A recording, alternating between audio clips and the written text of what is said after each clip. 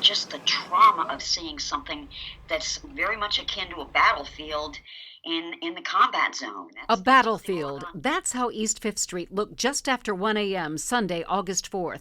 Someone shooting, people screaming, people running for their lives. Then she like, I can't run no more, I'm hit. And experiencing the horror of seeing loved ones beyond help.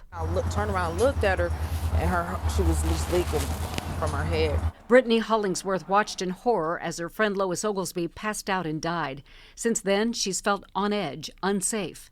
Feelings, Centerville psychologist Dr. Kathy Platoni says, are normal. It's a part of the human condition to experience and re-experience these symptoms, these emotions. She says those feelings can intensify with the anniversary of the tragedy. People who are exposed to trauma of this magnitude often experience shock, horror, tremendous feelings of grief and loss, significant survivor guilt. Platoni is part of the Southwest Ohio Critical Incident Stress Management Team.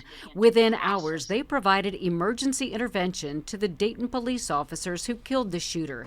And to this day, other officers who rushed in to help the wounded have sought counsel for their unresolved trauma. The frustration and powerlessness that there was so much that they couldn't do to save lives and to get the wounded to hospitals for emergency treatment sooner than they did.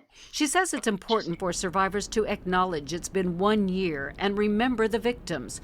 One way to do that is through shared support with others who were there. Those bonds are probably forged for life, and it's so important to try to find those people, whether it's family members and friends or a mental health professional.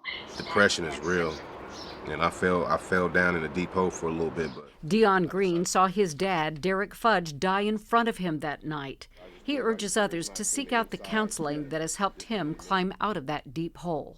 Don't hold it in, because it can become dangerous to yourself and others. If you've been struggling with these burdens for a year, it's time to do something, because this can mean a lifelong time of suffering.